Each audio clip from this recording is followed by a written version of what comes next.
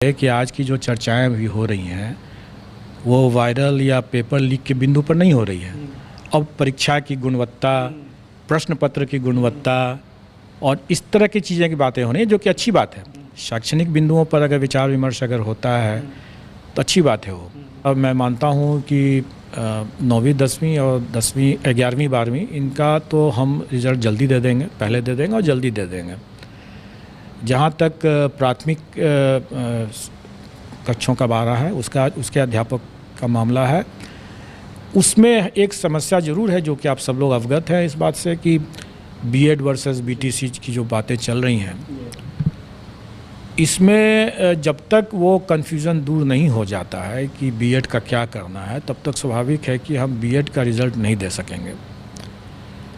लेकिन जो common merit list में जो डिप्लोमाधारी जो आ जाएंगे उनका तो निश्चित रूप से हम रिज़ल्ट निकाल देंगे। बीएड वालों को एक मौका है अभी अपनी जो भी लीगल रिकॉर्ड्स लेने करने का, या राज्य सरकार या एनसीटी अगर कोई अपने गाइडलाइंस अगर संशोधित करती है, को उनके पक्ष में निर्णय देती है, तो उनको एक मौका है। तो हम लोग शायद 4 तारीख से ही शुरू कर दें, 4 सितंबर से।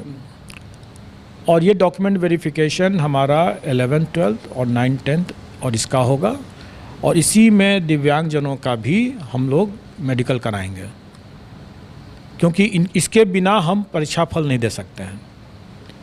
और स्वाभाविक है कि इसमें चूँकि ये ST वाले हैं इसमें, इसलिए सबके सब मैं समझता हूँ कि इसमें बिहार के ही निवासी होना चाहिए।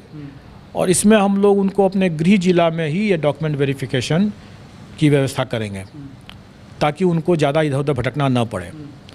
लेकिन एक सीमित समय देंगे हम उन्हें, और उसी सीमित समय के अंदर में उनको डॉक्यूमेंट वेरीफाई कराना है और अपना जो मेडिकल कराना है जो दिव्यांगजन हैं।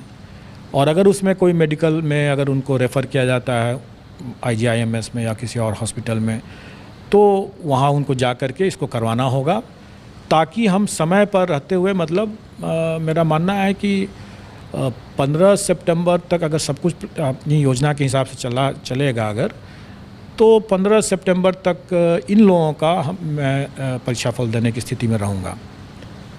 और जहाँ तक प्राथमिक की बात है, वो मैंने पहले ही बताया कि उनका डॉक्यूमेंट वेरिफिकेशन भी हम लोग स्टार्ट कर देंगे, और लेकिन उसमें थोड़ा टाइम लगेगा। तब तक प्राथमिक के अलावे जितने लोग हम लोग कर चुके रहेंगे।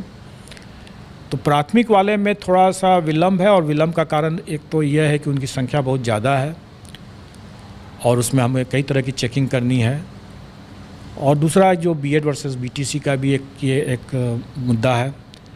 इसलिए इन सब को ध्यान में रखते हुए मेरा मानना है कि उनका डॉक्यूमेंट वेरिफिकेशन में थोड़ा टाइम लगा। मैंने अपने पिछले प्रेस कॉन्फ्रेंस में ये कहा भी था कि 20 से 25 के बीच के आसपास में मेरा मानना हो सकता है, उससे पहले भी हम लोग स्टार्ट कर सकें, लेकिन लगभग वही समय रहेगा। कुछ एक विषय को अगर छोड़ दें, मैंने तो जो देखा है उसके हिसाब से 9th 10th में सिर्फ 4 विषय, और हायर सेकेंडरी में 11th 12th में सिर्फ 3 विषय को अगर छोड़ दें, कि 7 विषय को अगर छोड़ दें, तो बाकी किसी भी विषय में कट ऑफ के लिए चर्चा करना, विमर्श करना या उसके लिए परेशान होने की कोई ज़रूरत नहीं है।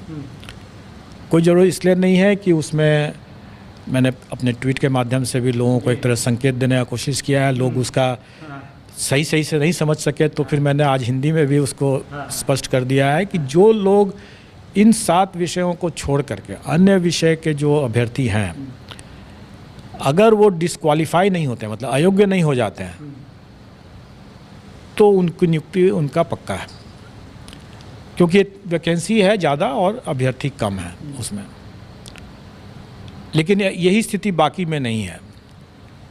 अब जहाँ तक बाकी जो 7 विषय बचते हैं उसमें प्रतियोगिता तो रहेगी ही, और वो गेस करना मेरे लिए सही नहीं होगा वो बताना, क्योंकि मेरा मानना है कि सभी अभ्यर्थी अच्छे हैं और काफ़ी मेहनत करके आए हैं, तो स्वाभाविक है कि कट ऑफ भी अच्छा ही रहेगा। फिर अगर प्रश्न पत्र कहीं पर अगर कठिन आ भी गया अगर, तो भी इतनी बड़ी संख्या में कई अच्छे अभ्यर्थी होंगे, क्योंकि अगर प्राइमरी का भी अगर लिया जाए तो इतनी बड़ी संख्या में है, तो कट ऑफ मतलब अच्छा होगा। कितना होगा, ज़्यादा होगा, कम होगा, ये मैं नहीं बता सकता हूँ। जो कमियाँ थी सिस्टम की 67 में जो हम लोगों ने देखा, जो वायरल हो गया, उन कमियों को हम लोगों ने चरणबद्ध तरीके से दूर किया। और उसमें से ये भी एक प्रयास था कि हम लोगों ने पहले स्टार्ट किया कि अभ्यर्थियों के समक्ष ही उसको अनसील किया जाएगा। लेकिन हम वहीं तक हम लोग संतुष्ट नहीं हुए, क्योंकि हमारा मानना है कि अगर हम उनसे 2 कदम आगे नहीं रहेंगे तो कदाचार करने वाले सेंध मार देंगे। इसलिए आवश्यक था कि हमें अपनी व्यवस्था में हमेशा लगातार परिवर्तन करते रहना, उसमें सुधार करते रहना। और उसी की कड़ी में इस बार हम लोगों ने यह भी किया कि जो रिटर्न सील जो होगा वो सील हमारा होगा। अभी तक हम लोगों ने पिछले बार में ये किया था कि जो रिटर्न सील होगा, मतलब रिटर्न बक्सा जब आएगा तो उसमें बक्से को जो सील किया जाएगा वो सेंटर सुपरिटेंडेंट का सील होगा। लेकिन इस बार हम लोगों ने उसको ही बदल करके कर दिया कि नहीं, सेंटर सुपरिटेंडेंट का वो सील नहीं होगा, वो सील हम देंगे। और फिर वो हम सीमित संख्या में देंगे ताकि सेंटर सुपरिटेंडेंट उसको लगा दे और फिर तब हमारे पास है, ताकि वो सेंटर सुपरिटेंडेंट के स्तर से या मतलब सेंटर के स्तर से कोई उस सील के साथ परिवर्तन कर दे। अभ्यर्थियों के समक्ष सील करने के बाद, अभ्यर्थियों के जाने के बाद उसको फिर से खोल करके फिर से सील कर दे, इस संभावना से इनकार नहीं किया जा सकता था। और इसी को देखते हुए ऐसा किया गया कि अब हमारा सीमित संख्या में सील जाएगा और उसी को लगा करके उनको वापस भेजना है। इसलिए अब इसकी भी गुंजाइश नहीं रह गई कि सील तोड़ करके फिर से सील करना संभव अब नहीं है।